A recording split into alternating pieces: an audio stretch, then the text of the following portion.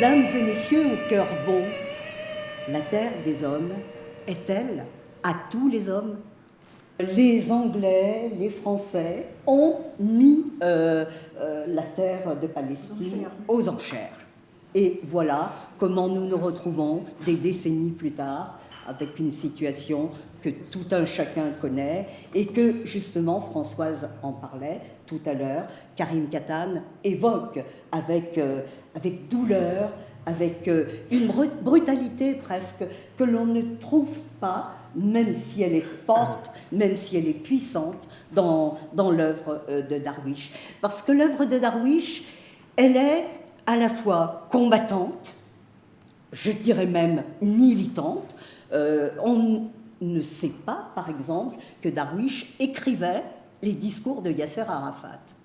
Parce qu'il considérait que même faire de la politique, il fallait faire de la littérature. Mahmoud Darwish donc développe dans l'ensemble de son œuvre une poésie dans laquelle l'exil est un thème majeur, si tant est qu'on puisse parler de thème, c'est une douleur permanente, et à l'exil s'ajoute la nostalgie, la douleur du passé. L'exil fait perdre y compris sa langue, et confronte à une inquiétante étrangeté. Pour Darwish, s'adapter à l'exil, c'était se nier, c'était assumer une rupture ontologique inacceptable pour lui. Oui. C'est un écrivain du voyage de l'exilé, et pour lui, sa vie, très jeune, à partir de l'âge de 6 ans, fut une vie de réfugié. C'est d'ailleurs ce qu'il dit dans cet autre ouvrage où j'ai beaucoup puisé pour ne pas extrapoler dans les lectures, pour ne pas lui faire dire ce qu'il ne voudrait pas qu'on dise, la Palestine comme métaphore, où il raconte comment sa famille a été chassée de sa maison et de sa Galilée natale. C'est ce qu'il dit tout à fait au début de ce recueil. On lui pose la question suivante. C'est Elias Sambar, qui est un très grand traducteur et qui essaie, dans un français magnifique, de rendre ce que peut être la langue arabe, que pour ma part, je ne connais pas du tout. J'ai essayé d'écouter des poèmes, j'ai essayé d'écouter la cadence, le rythme, la rossicité de la voix de Mahmoud Darwish, car il avait quelque chose de très impressionnant lorsqu'il disait ses poèmes. Et donc, lors d'entretiens avec Elias Sambar, celui-ci lui pose la question. Au Liban, j'ai également entendu la première parole blessante. Sambar lui pose la question, laquelle? Réfugié. À l'école, au moindre différend avec un élève, j'étais qualifiée de réfugié. Pour ne pas être trop injuste à l'égard des Libanais, j'ajoute que ce mot, je l'ai aussi entendu lorsque nous nous sommes infiltrés pour revenir dans notre pays. Nous l'entendions dans la bouche des villageois chez lesquels nous avions élu domicile, car nous ne sommes pas rentrés dans notre village.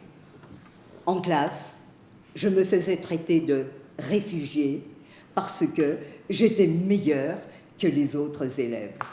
Vous n'avez pas retrouvé votre village? Lui demande encore Sambar. Biroua a-t-il complètement disparu, rayé de la carte dès notre départ forcé? On a construit 2 colonies sur son site, l'une pour des immigrants juifs venus d'Europe, l'autre pour des immigrants du Yémen. Mahmoud Darwish raconte combien il s'est senti, je parlais d'exil tout à l'heure, il s'est senti un exilé de l'intérieur dans sa propre famille, car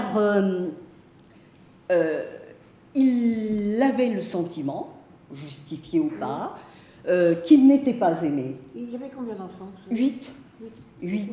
Alors, l'aîné était l'enfant du père, comme dans les pays méditerranéens, souvent. Et lui étant le cadet, c'était l'enfant de la mère.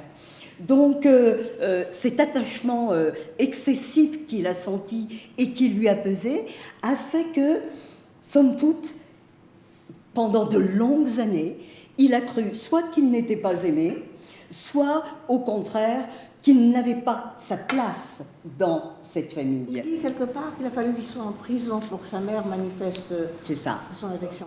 Voilà, absolument. Et sa mère, justement, lui a apporté un repas. Et c'est ça qui, finalement, a indiqué la mère nourricière, la mère qui manifeste son amour par la nourriture, par ce que l'on donne à manger, vraiment.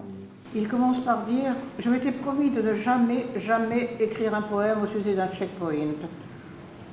Le checkpoint est l'indicible, et je ne ferai qu'assainir, rendre palpable, drôle et accessible sa brutalité, la domestiquer pour vous.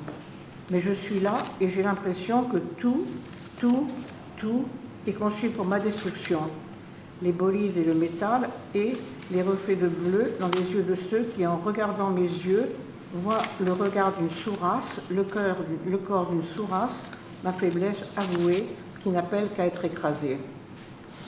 J'ai voyagé beaucoup, facilement. Je suis allée sur la Lune. Et même sur la Lune, j'ai trouvé un checkpoint avec du métal et des yeux bleus qui me transpercent. Ne prennent pas le temps de me mépriser, car je suis moins que ça. Je suis rien. Rien qui demande des choses qui ne mérite pas les rien. Rien à écrabouiller sous sa botte. À qui oserais-je avouer que je ne reviens pas, car je n'ai pas les moyens de comprendre le saccage?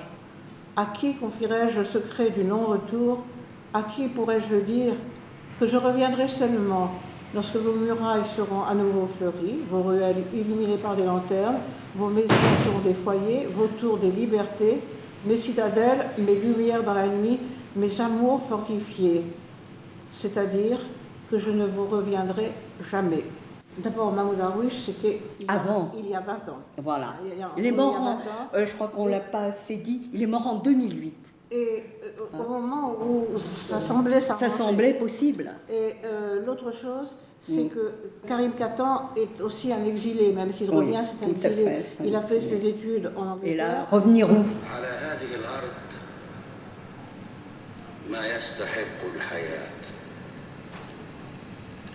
على هذه الأرض ما يستحق الحياة تردد إبريل رائحة الخبز في الفجر تعويذة امرأة للرجال كتابات أسخيلوس أول الحب عشب على حجر أمهات يقفن على خيط ناي وخوف الغزاة من الذكريات